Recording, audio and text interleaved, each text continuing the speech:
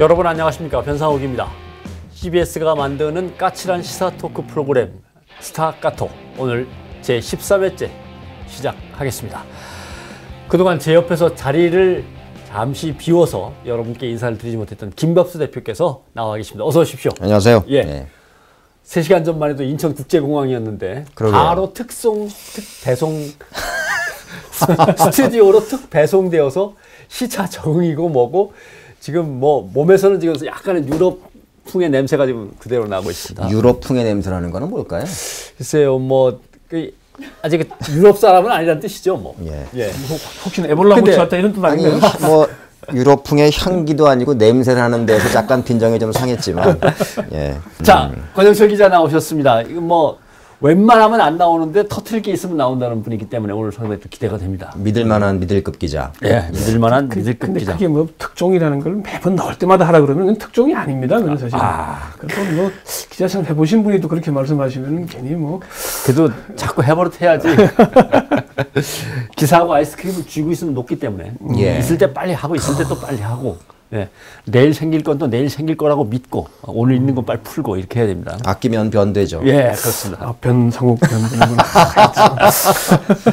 자, 오늘은 몇 번 저희가 주제로 다루긴 했습니다만은 청와대의 비선라인 국정농단 의혹, 정윤회 사건 한번 좀 살펴봐야 될 것 같고, 그다음에 정치권은 지금 요새 뜨겁습니다. 둘로 쪼개져서 치열한 당권 경쟁에 들어가 있습니다. 그래서 두 정당의 당권 경쟁 소식 그 뒤에 붙여서 두 가지 사안을 살펴보도록 하겠습니다. 스타카토 제13회의 첫 번째 이슈는 정윤회 문건 파동과 관련된 검찰 수사의 결과입니다.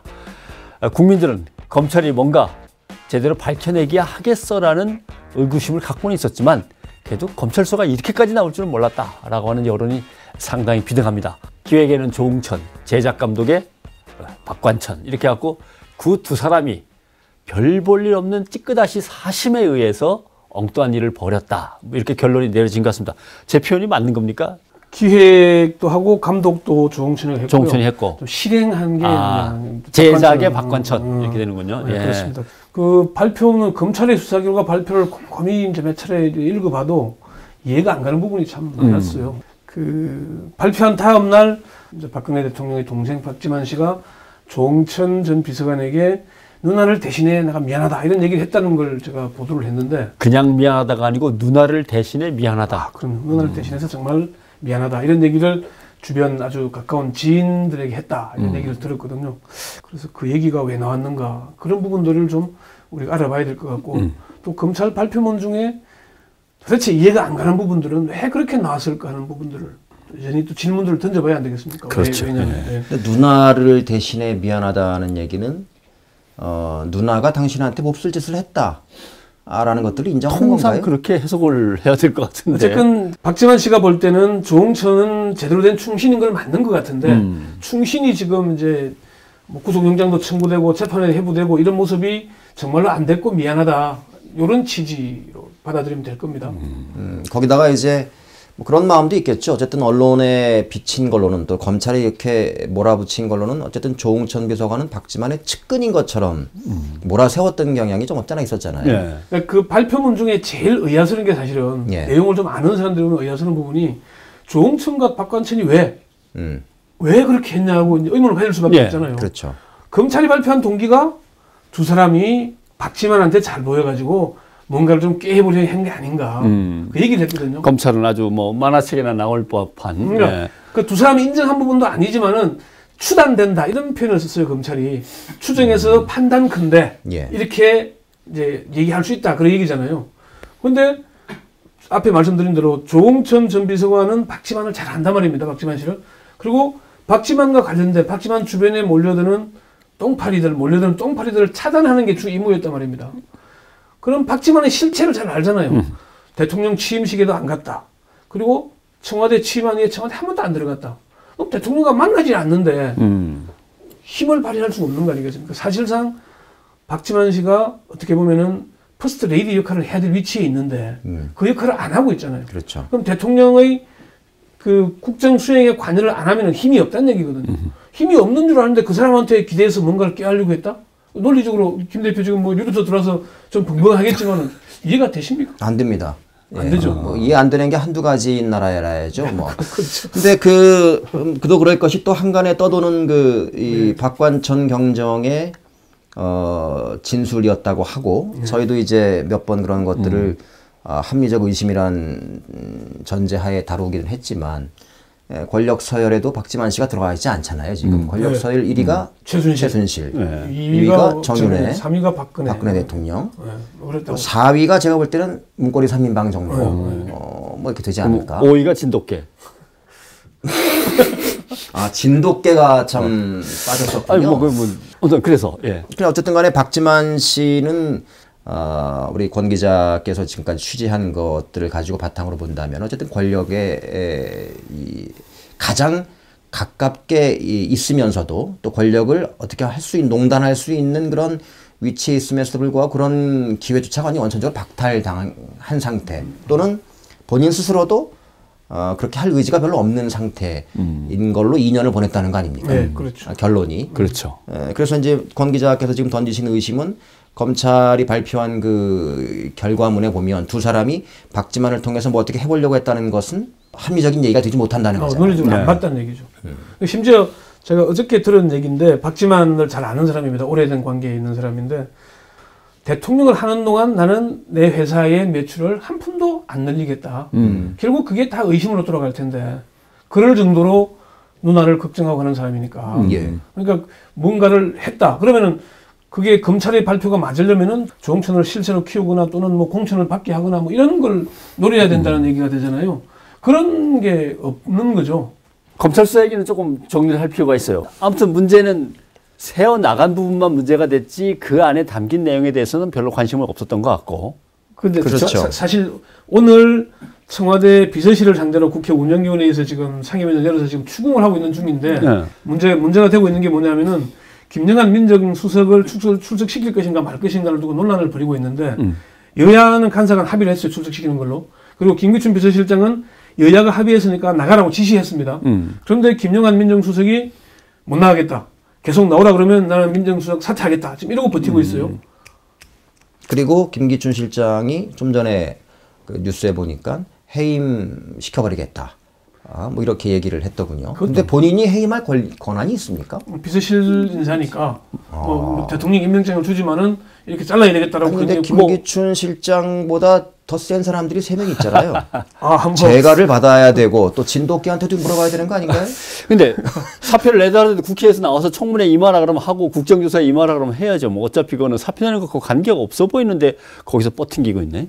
희한하군요. 그러니까 평소에 민정수석으로서 소신껏 일을 하다가 이렇게 부리면은 야 정말 소신 있는 공직자다 이렇게 얘기할 텐데 그렇죠. 평소에는 존재감도 전혀 없어요. 그리고 5월달 김기춘 박관천 조홍천 박관천 얘기를 들어보면은 문건이 유출됐으니까 이게 난리가 날 테니까 빨리 회수하라고 얘기를 몇 차례 얘기를 하는데도 꿈쩍도 안 한 사람이거든요. 그러게요. 그러다가 갑자기 국회에 나와서 증언하라 그러니까 내가 못 나가겠다.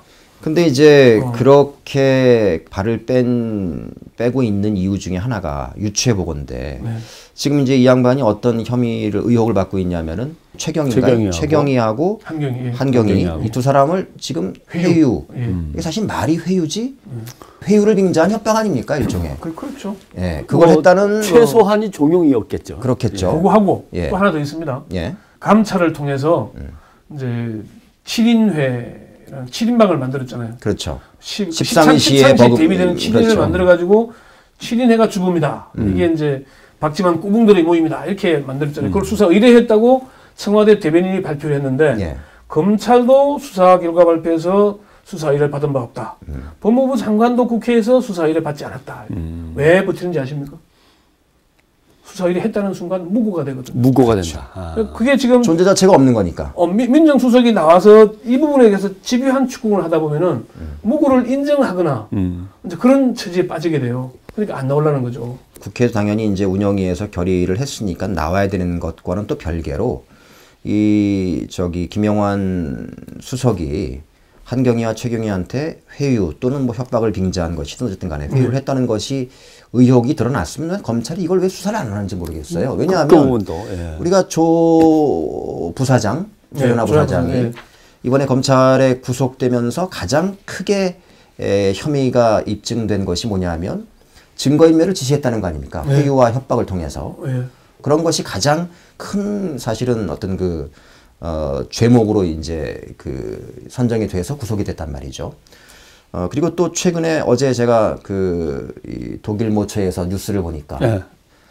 전재국 씨, 전두환의 아들, 전두환 대통령은 왜 다 대통령이란 말이지 안 부른지 모르겠어요. 하여튼 그분의 아들 전재국 씨가 본인의 탈세 혐의를 받고 있는데 땅을 팔면서 나무값을 뭐 어떻게 해가지고는 세금을 좀 덜 내려고 했다는 건데 그 땅을 본인한테 산 사람한테 위증을 가서 교사를 해서 거짓 이제 진술을 하라.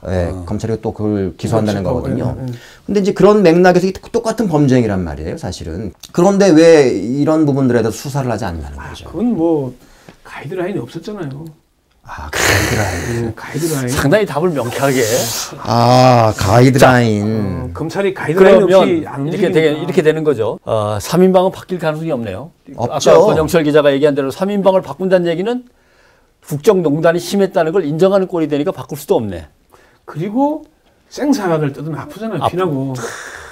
그러니까 좀 떼내기 어려워. 그리고 그 대통령의 수첩의 내용들을 다 채워주는 사람들이 그 3명이거든요. 아무튼 손낼 수가 없죠. 그리고 더 이상의 수사는 기대할 것도 없습니다. 왜냐하면 가이드라인이 안 내려오니까. 그럼 특검으로 가야 됩니까? 특검을 하는데 특검을 저는 지금 상황에서는 특검을 하지 않을 수 없는 상황으로 간다고 봅니다. 유출만 밝혀서 그냥 조홍천 박한선으로 끝내라는 이런 취지로 검찰은 그렇게 달려왔거든요. 특검을 가야 되고 특검을 가면 해야 될 내용이 뭐냐. 정말로 정윤회 씨와 3인방의 관계가 어떻게 되느냐. 네.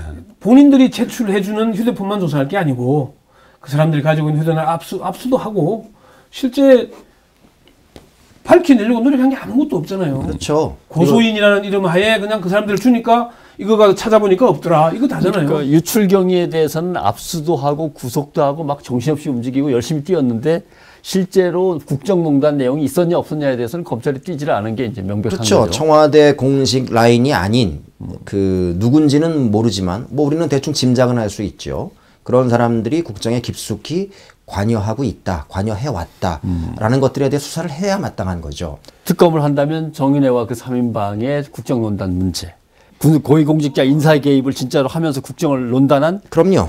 모 씨 등에 대한 의혹, 네. 그다음에 청와대가 과연 경위들을 상대로 해서 회유와 협박 종용을 갖다가 과연 얼마까지 했길래 한 사람은 죽고 한 사람은 병원에 입원해서 언론하고 인터뷰까지 하면서 그리고 자기 억울함을 얘기합니다. 협박의 회유의 주체는 국회도 안 나가겠다 그러고 사표낸다 그러고. 근데 그 회의 주체도 이제 뭐 민정비서관실이니까 김영한 수석보다는 우병우 민정비서관을 또 겨냥하고 있는 것 같고. 그러니까 이게 거론되고 있는 인물들을 잘 봐야 됩니다. 이게. 예. 이제 그런 분들 또 7인의 무고 관련 이런 의혹들이 사실은 명쾌하게 밝혀져야 청와대가 좀 떳떳하고 당당하게 새로운 걸로 나갈 수 있을 겁니다.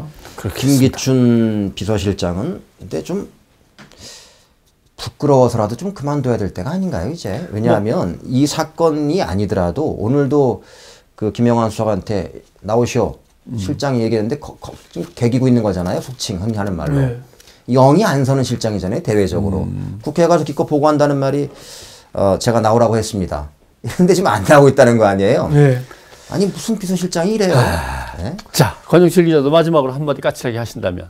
김기춘 비서실장이 들어서고 사실 나라가 제대로 가는 게 없습니다. 거꾸로 가고 있는 거죠. 그 주변에 우려하는 분들이 참 많습니다. 저도 뭐 법조계를 오래 해봐서 김기춘 비서실장 아는 사람들 많이 아는데 이제 그 정도 연세 되시면은 좀 쉬시면서 조언하시고 그냥 좀 그랬으면 좋겠어요, 사실은. 알겠습니다.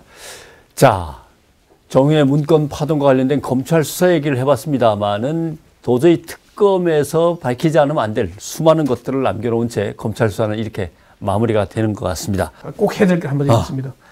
아무리 비서실을 바꿔도 대통령이 바뀌지 않으면 똑같을 거예요. 제가 하고 싶은 말씀이 딱 그거였는데 네. 저는 아까 김기춘 실장이 등장한 이후로 나라가 안 돌아간다고 그랬는데 그 앞에 한 단계가 더 있잖아요, 사실 지금. 네, 있죠. 대통령이 안 바뀌면은 네. 나라가 잘 될 리가 없죠. 그건 아직 한 3년 남았습니다. 좀 더 기다리셔야 될 것 같습니다. 조심하는 얘기인가요? 그 3년이 네. 바뀌지 않고 3년을 가면은 정말 무슨 일이 벌어질 건지 앞으로 도대체. 불행해집니다. 참.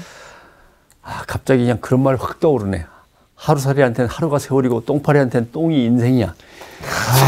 어제까진 제가 독일에 있었는데. 자, 1부 하디슈는 여기서 마치겠습니다. 스타카토 13회 두 번째 하디슈는 둘로 나뉘어져서 반목과 갈등을 거듭하고 있는 여당과 야당 두 곳을 잠시 살펴보도록 하겠습니다. 먼저 순서대로 여당부터 한번 가보도록 하겠습니다. 여당 박세일 여의도 연구원장 문제로 시끌시끌했습니다. 아마도 비박 쪽에서는 박세일 씨를 갖다가 김무성 대표를 중심으로 해서 박세일 씨를 데려오려고 했던 것 같은데 친박 쪽에서는 아니 왜 하필이면 그 인간이냐라고 하면서 크게 반발을 했는데 네.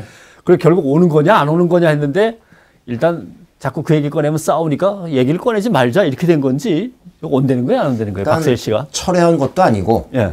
그렇다고 강행하겠다고 지금 또 막 그러고 있는 것도 아니고 일단은 잠시 그냥 봉합 그런 상태인 것 같아요. 어정쩡한 상태죠. 예. 박세일 씨를 그러려면 조금 설명을 해야 되는데 예. 그 2004년 때 그러니까 17대 총선 때죠. 그때 당시 박근혜 대표가 박세일 씨를 삼고 초려 끝에 정치권에 영입을 했어요. 예. 해서 본인하고 공동 선대위원장을 맡아요. 굉장히 파격적인 조치였었죠. 그렇게 해서 이제 비례대표를 아마 2번인가를 줬을 겁니다. 2번을 주고 사실은 전권을 거의 이제 이 공천에 관한 것까지도 거의 다 줬다고 해도 과언이 아닐 만큼 신뢰를 줬는데 그렇게 해서 국회에 들어온 다음에 세종시를 이제 수도로 갖다 이전해서 일정 부분 행정 수도로 갖다 만드는 거에 당시 한나라당이 일정 부분 이제 당시 여당이었던 열린우리당하고 청와대하고 합의를 좀 했었잖아요. 네. 그때 박세일 씨가 안 돼. 이건 절대 안 돼. 이래놓고 의원직까지 던져버렸어요. 사퇴해버렸었죠. 네. 이제 그러면서 이 당시에 이제 박근혜 대표와 이쪽 사람들은 야, 우리가 자기한테 어떻게 해줬는데 우리한테 이렇게 뒤통수를 쳐. 이러면서 이제 앙금이 이제 쌓이기 시작해서 그 뒤에 박세일 씨가 이제 당을 하나 만들잖아요. 국민생각. 예. 전용을 또 전용 그 씨가 박근혜 대표하고 완전히 이제 틀어진 다음에 있던 사람인데 그 사람을 또 비례대표 1번으로 영입을 한다. 네. 그래서 박근혜 대표가 갖고 있는 지지표를 갖다가 긁어가서 영향을 미치는 거 아니냐. 그래서 이 친박들에게 박세일이라는 사람은 박의 비읍자도 진짜 꺼내면은 안 되는 아주 역적 같은 사람인 거죠. 그러니까 이런 사람을 당의 여의도 연구소장에 임명하겠다. 여의도 연구소라는 것들은 뭐 하는 곳이냐면은 공천할 때마다 모든 여론조사를 다 하는 곳이란 말이에요. 그렇죠. 국회의원 후보를 공천할 때 그 여론조사를 하고 판단 자료를 만드는 곳이니까. 그러니까 이게 뭐냐면 김무성 대표가 박세일이라는 반박의 핵심을 앉혀가지고 내년 총선 때 공천 학살을 자행하려고 하는 것 아니냐. 라고 하는 의혹을 가지고 지금 결사반대하고 있는 거죠. 이렇게 되면 이제 한나라당, 새누리당으로 이어지는 공천 학살의 추억이 이제 또 나올 수밖에 없는 거죠. 그러니까 이게 그 18대, 17대 내려가면은 친이계가 친박을 학살해서 친박연대가 만들어졌고 지난번 총선 2012년 총선에서는 또 친이계가 학살당했잖아요. 그렇죠. 근데 이게 또 다음에 2016년에 또 일어날 게 아니라 4년마다 벌어지는 친박은 이걸 경계할 수밖에 없던 것이고 그러면 김무성 힘을 빼야 되니까 그 시작이 박근혜 대통령이 지난 연말에 친박 핵심들을 모아서 식사를 했잖아요. 그게 이제 대통령 당선 2주년 되는 날인데 당 대표를 빼버리고 친박들만 모아서 하니까 그날부터 시작해서 이제 친박의 총궐기 전쟁이 시작된 거죠. 김무성 때리기. 김무성 대표는 알았냐 그러니까 난 몰랐다. 그 모임 자체를 몰랐다. 초대를 받았는데 내가 바빠서 안 갔다가 아니고 몰랐다라고 했으니까 대통령이 특별히 친박 핵심 멤버들을 불러서 친위 체제를 갖다 구축하는 어떤 신호탄을 올렸다는 이렇게 해석이 보면은 더 여기에서 얹어지고 있는 문제가 또 뭐냐면은 친이계들이 또 국정조사라든지 이런 부분들에 있어서 자기들이 지금 어떻게 될지 모르는 위기의식에 있기 때문에 이 갈등이 이제 더 심하면 심해졌지. 15일 날 친이계 쪽에서 그렇죠. 한 60여 큰 행사를 한다면서요. 그런 게 있으니까 이제 전면전으로 갈 가능성이 매우 높아지는 거죠. 전면전으로 향하고 있는 셈이고 김무성 대표가 박근혜 대통령의 지지율이 계속 떨어지면은 2016년 총선에서는 대통령을 선을 그어야 되거든요. 그렇죠. 선을 긋고 싸우게 되면은 친박들은 공천에서 더더욱 멀어지게 됩니다. 그렇죠. 예. 이제 그런 점이 친박으로서는 위기감을 느낄 수밖에 없는. 근데 김무성 대표도 이제 아까 그런 식의 이제 청와대 만찬에서도 배제되고 뭐 이러면서 이제 좀 집권 여당 대표로서 자존심이 확 상해버렸잖아요. 그러니까 이것들 봐라 이러면서 엊그제 은근슬쩍 처음에 한번 말 꺼냈다가 잘못했다고 했던 개헌 발언을 또 했어요. 또 해버렸어. 예, 이제 이 뭐냐면은 자꾸 니들 이런 식으로 나를 뭐 허수아비처럼 이렇게 만들어버리면 내가 가만히 있을 줄 알아? 나도 쓸 수 있는 카드가 많거든? 이제 이러면서 이제 하나씩 툭툭 던지고 있단 말이죠. 그런 점에서는 이 싸움이 끝을 보기 전까지는 그냥 봉합될 싸움은 아닐 거다. 가장 먼저 튀어나올 게 지금 이제 이재호 의원이 가장 선봉해서 얘기하는 청와대 개편. 그렇죠. 그걸 이제 홍문종 친박 쪽에서는 야당보다 더 심하다. 그럴 수가 있냐. 이걸로 이제 시작이 되고 있는 거거든요. 이게 아마 청와대 개편을 어떻게 할 거냐. 3인방과 김기춘을 유임시키고 가는 개편은 하나만 한 개편이잖아요. 그러면은 이제 여당 내에서도 지지율이 점점 떨어질 거다 말입니다. 역량이. 싸울 수밖에 없는 그런 구조로 가는 것이고, 김무성 대표도 계속 자기의 존재감을 흔들면은 결국 정권에 맞설 수밖에 없는. 그래 되면 정말 말씀하신 대로 이제 최악의 경우에는 분당을 향해서 갈 수밖에 없는 상태까지도. 김무성 대표는 딱하네. 그래도 진돗개는 청와대 만찬 끝난 다음에 얻어먹기로 했을 텐데 김무성 대표는 밥 한 그릇 못 먹고. 아니 개보다는 못하다 이런 말씀하신 건가요? 개보다도 못하다는 뜻이 아니고 개는 오히려 참 사정이 좀 편안한데 불쌍하다는 얘기 받아들이면 될 것 같습니다. 그래도 뭐 재산도 많고 가진 것도 많고 세력도 그래? 많은데 뭐 또. 아무튼 그래도 뭐 본인은 본인대로 당대표를 갖다 공정하게 한다고 공천권도 행사를 안 하겠다 그러고 여론조사를 하겠다 그러고. 근데 왠지 그 그림이 좀 멋있고 이렇게 스펙타클하게 되려면 여의도 연구원장으로 들어와서 한번 또 이렇게 공천을 한번 휘둘러 봤으면 하는 기대도 공천을 있어요. 휘두르는 건 아니고요. 이제 뭐 김무성 대표가 의도하는 방향으로 판을 짜죠. 뒷받침해 주는. 여당의 지금 세파, 친박, 비박 그리고 친이라고 하는 세 파벌의 심각한 이제 갈등 단계로 마무리를 짓습니다. 자, 이제는 야당도 잠깐 가봅시다. 새정치민주연합 전당대회를 앞두고 있는데 후보는 하나, 둘, 세 명이죠. 예. 문재인, 박지원, 박지원, 이인영. 박지만 씨가 나오면 재밌겠다 진짜. 근데 이렇게 되면은 세 번째로 등장한 이 의원이 어떻게 보면 캐스팅 보드를 잘못하면 쥐게 되는 겁니까? 어떨 것 같습니까? 캐스팅 보트라기보다는 그 지지층 자체가 완전 좀 다른 편이죠. 사실은 이제 이인영 후보의 핵심 지지층이라고 하면 이제 뭐니 해도 당내 386 옛날 이제 386 요새는 486이라고 예, 486. 486은 상징적인 개념인 거고 실제 조직적인 틀로는 두 가지가 있습니다. 민평년과 더 좋은 미래. 그러면 민평년이면 이제 그렇습니다. 김근태 의원. 예. 그래서 이제 그 이번에 저는 이제 3위로 무난히 아마 본선에 갈 거다고 예측을 했었던 것이 이 민평년 계열하고 그 다음에 이 486 이런 그 학생 운동권 출신들이 지금 현재 새정치연합의 단체장들이 굉장히 많습니다. 예. 근데 이번에 이제 이 커트라인을 자를 때 중앙위원들이 전부 다 이제 그 의원들과 그 다음에 단체장들이 다 포함되어 있었거든요. 그런 부분에 상당 부분 표가 있었다. 근데 이제 이것들이 실제 이제 본선으로 갔을 때 과연 그 대의원들에게까지 그런 것들이 확장성이 있겠느냐라는 것들에 있어서는 좀 의문이 좀 있습니다. 표의 분포는 공개를 안 했어요. 네, 그래서 역시 문재인 후보가 제일 많았지 않겠냐 하는 건데. 추측만 할 따름이고 지금 현재로서는 그러면 당대표의 문재인 후보가 제일 유력하냐 이런 물어보면은 아주 막강하게 붙어 있다 이렇게 얘기를 합니다. 그래요? 문박 아주 치열하고 아까 말씀하신 대로 이인영 후보가 다코스다. 이 얘기가 계속 얘기를 하다 보니까 뭐 누가 지금 될 거다 이렇게 얘기하기가 사실 여당에서는 새누리당에서는 김무성 대표와 서청원 대표가 붙었을 때 박빙인데 김무성이 좀 낫지 않겠냐 이런 얘기들이 있었거든요. 지금은 문재인 후보가 될 거다 이런 얘기는 안 나오는 것 같습니다. 그만큼 치열하다는 얘기겠죠. 자, 문재인 의원은 분명히 주장하는 거는 누구를 뽑든 그 뽑는 사람이 당을 이끌어서 이길 수 있는 사람으로 뽑으면 되는 거 아니냐. 그다음에 이제 박지원 씨는 당권하고 대권은 분리해야지. 당권도 쥐고 대권을 향해서 자기가 후보가 된다는 건 좀 그렇지 않냐라고 하는 문제인데 여기에 대해서 이인영 씨는 어떻게 생각하는지를 제가 못 물어봤네. 박지원 후보의 얘기가 아주 절묘한 얘기를 합니다. 그 문 후보 이게 옳다. 문 후보는 대선 준비해라. 내가 잘 준비하도록 도와주겠다. 이인영은 얘기하니까 이인영은 차기 지도자로 내가 키워나가겠다.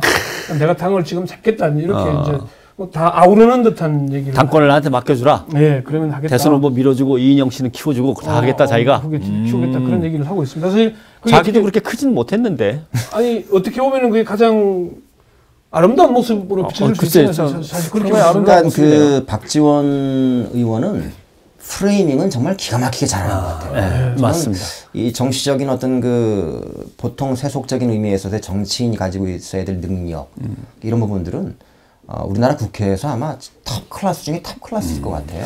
프레임 얘기를 했으니까 저는 꼭 이제 이게 한 가지 지적을 하고 싶은 게 뭐냐면은 사실 지금 박근혜 대통령이 대통령을 잡고 있으니까 친박, 비박 이 구분이 가능한 문제고 지금 이제 야당도 당권 붙은 게 문재인 후보 대 박지원 후보잖아요. 그러면 친문, 뭐 친박 이렇게 보든지 이렇게 봐야 되는데 여전히 야당은 친노냐 비노냐 이렇게 싸우거든요. 그리고 전체 선거 들어가면은 지역구도로 간단 말입니다. 호남이냐 영남이냐. 제발 이 프레임은 좀 깨져야 됩니다. 그러게요. 이게 사실 이건 야당의 프레임이 아니고 보수 언론과 여당 지금의 새누리나 한나라당에서 해왔던 프레임을 야당이 그대로 가져와서 자기 당내 소속을 공격하는 데 쓰고 있단 말입니다. 이게 여기서 못 벗어나면은 결국 이길 수 없는 구도로 갈 텐데 그걸 계속 이용을 하거든요. 근데 저는 개인적으로 우리 문재인 의원 같은 경우에 어쨌든 현재 초선 의원 아닙니까? 정치 경험이 사실은 좀 일천합니다. 정치 경험이 일천한 입장에서 일국의 대통령이 되겠다고 한번 나섰다가 일단 한 번은 실패했던 분이란 말이죠. 그런 점에서 봤을 때 한 번쯤은 당을 이끌면서 본인이 가진 능력을 검증받을 수 있는 기회도 있어야 되는 것 아니냐. 그런 점에서 문재인 의원이 당대표가 되겠다라고 하는 것을 다른 사람들이 절대 되면은 안 된다라고 하는 명분들은 저는 좀 설득력이 떨어지는 것 아니냐. 일단은 뭐 당원들의 선택이 맡겨보고 본인이 어쨌든 하이 리스크 하이 리턴 한번 해보겠다고 한다면 저는 뭐 그렇다고 보는 거고요. 박지원 의원 같은 경우는 말씀드린 것처럼 일단 본인이 뭐 대권 하겠다는 욕심이 없는 사람이기 때문에 이분이 이제 일관되게 얘기하는 것이 어쨌든 대권 주자들은 내가 잘 관리하겠다. 안철수도 그렇고 뭐 잘 모시면서 잘 키워나가서 반드시 이기는 당을 한번 해보겠다. 사실 설득력이 있는 얘기죠. 킹메이크하겠다 좋은 그렇습니다. 얘기입니다. 예. 당대표는 원래 또 그래야 되는 거고요. 맞습니다. 예. 이인영 의원은 이제 어떤 메리트가 있냐면 사실은 박지원 대표가 되는 거나 문재인이 대표가 되는 거는 그러니까 사정천합의 큰 변화의 모습은 아닙니다. 관계없어. 그냥 가는 거예요. 근데 이인영 의원이 만약에 당대표가 됐다는 것은 야당으로서는 어마어마한 혁명적인 변화죠. 변화죠. 한 시대가 넘어가는 거죠. 그렇죠. 그런 점에서 야당의 이제 진짜 어떤 변화를 보려면은 이제 이인영 의원이 됐을 때 가장 큰 변화가 사실 있는 건 사실인데 그렇게 될 만한 가능성은 동력이 적고. 참 떨어진다는 게 문제죠. 이럴 때 안철수 씨는 어디가 있어야 되는 거예요? 안철수 의원 얘기도 좀 해봐야 되고. 아니 뭐 언제 모인다고 그러지 않았어요? 뭐 지금 이제 안철수 의원의 경우에는 사실 운신하기가 쉽지 않은 타이밍이잖아요. 지금은 조용히 있는 게 오히려 언제부터 움직여야 될지는 모르겠지만은 조용히 있는데 조용히 만나고 다니는 것 같긴 해요. 조금은 그렇더라고요. 그죠? 정중동 그래도 차기 대권에 유력한 후보 중에 그런 데는 한 사람인데 가만히 있을 수는 없고 자기 사람들도 관리도 하고 해야 되잖아요. 그런 부분들에 움직이고 있겠죠, 지금. 안철수 의원은 이번 전당대회 거치면서 가장 큰 지금 갑자기 이제 수면 위로 떠올랐던 게 당명 개정 문제 때문이거든요. 일각에서 해석하기에 이러다가 민주당도 이 전당대회 끝난 다음에 또 각자의 길로 가는 분당되는 거 아닌가. 이렇게 되는 거 아니냐. 또 이미 국민의 뭐 눈물을 닦아주는 모임인가요? 뭐 새로운 신당을 하겠다는 분들도 계셨고 거기에 지금 정동영 전 의장이 합류를 하냐 안 하니 뭐 이렇게 하고 있는 것 같은데 그런 점에서 여당은 여당대로 야당은 야당대로 지금 본의 아니게 우리가 다당제 국가로 갈 수 있는 그런 여건들은 충분히 형성되어 있는 것 같다. 그만큼 총선이 다가오고 있다 이렇게 보면 될 것 같습니다. 달리 얘기하면 여당이든 야당이든 이 시기에 이렇게 핫하게 지금 서로가 싸움이 붙은 이유는 말씀하신 것처럼 여야 공이 공천권에 관한 문제인데 근데 과연 여야 불문하고 정치가 도대체 뭘 가지고 지금 피 터지게 일을 해야 되는 거냐. 저는 이 질문을 진짜 여야 공의한테 던져봐야 된다는 거거든요. 제가 준비한 게 하나 있었는데요. 이겁니다. 이제 머니투데이에서 조사를 한 게 국회의원 상대로 조사를 한 게 있는데 응답자의 60.5%가 입법 관련 보도가 제대로 안 되고 있다. 저도 사실 이 문제를 준비를 했는데 우리 언론들이 너무 정쟁에 너무 몰두합니다. 아까 말씀하신 대로 지금 우리가 제대로 예산심의 제대로 해야 되잖아요. 입법 활동하는데 입법에 문제가 많은 입법들이 많단 말입니다. 중요한 말씀입니다. 네. 그런 걸 따지고 이런 걸 쳐다봐야 되는데 지금 국회에 출입하는 기자가 혹시 김 대표님 몇 명인지 아십니까? 지금 뭐 명당이 1000명이 넘더라고요. 420개 언론사에 1,500명이랍니다. 그러니까요. 1,500명? 그런데 이 많은 언론사들이 왜 국회에서 국회발 온라인 뉴스를 신설하겠다 예산을 뭐 지금 심의하고 그랬잖아요. 왜 그러냐? 국회가 항상 정쟁만 하는 게 아닌데 정쟁만 보도되고 있다. 입법 활동도 좀 보도해주고 문제가 있는 정말 심각한 해난들 우리가 그 정윤회 문건 조혜나 사건이 터지면서 뭐가 가라앉았느냐 사자방이 묻혔습니다. 그렇죠. 이 자원 외교 4대강 문제, 이 문제 심각한 문제 아니겠습니까? 그리고 원래 그 많은 정쟁들이 일어나면서 작년 대선 때 문제됐던 국정원 댓글 사건. 이명박 대통령 항고를 지금 무혐의 처리했거든요. 조사도 안 하고 무혐의를 합니다. 이런 시급한 문제들이 많은 문제들, 현안들을 놓치고 가는 게 너무 많습니다, 언론들이. 그 많은 일들이 일어났는데 다 사람들은 싸운 것만 기억을 하고. 그러니까 자꾸 정치에 대한 무관심하게 되고 정치를 혐오하게 되는 거잖아요. 정치가 실생활인데. 그렇습니다. 그렇습니다. 민생이고. 그런 점에서 네. 어젠가요? 그 국회가 그래도 꽤 의미 있는 일 하나 했더라고요. 김영란법. 아, 예, 정부에 통과시켰죠. 통과시켜서 이제 법사위에 올라갔잖아요. 야, 그 간만에 진짜 아주 예. 훌륭한 일 했던 거예요. 그것도 자관 원안이 훼손된 누더기다. 아니면 또 지나치게 자기들만 억울하니까 뭐 어려운까지 다 끼워 넣었다. 이런 비판들이 나오고 있는 문제인데 예. 그 문제도 좀 더 따져봐야 되겠지만 어쨌건 좀 국회가 해야 될 일을 하도록 요구하고 촉구하고 감시하고 하는 일을 좀 더 강화해야 되지 않느냐. 새해에는. 맞습니다. 예. 정쟁에 우리가 너무 몰두하지 말자. 그 얘기를 좀 드리고 싶습니다. 약간 보면은 우리 권 기자 이렇게 말씀하시면은 아주 정말 가슴에 와닿는 얘기잖아요. 약간 유체 이탈성이에요. 본인은 언론인이 아닌 것 같아. 여기서 한 방 맞는군요.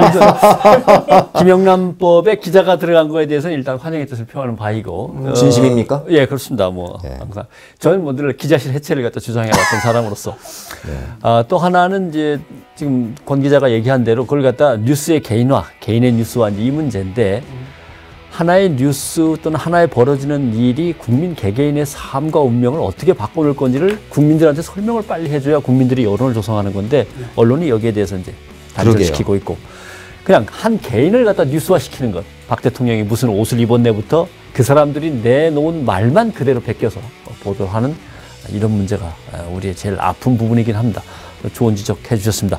오늘은 뭐 여기까지 가야 될 것 같습니다. 이제 야당 이팔 전당대회 한번 또 지켜보면서 그때 그러시죠. 야당 얘기는 좀 더 해야 되겠고 그다음에 여당의 조금은 좀 난맥상도 한번 다음에 다시 짚을 시간이 있겠죠.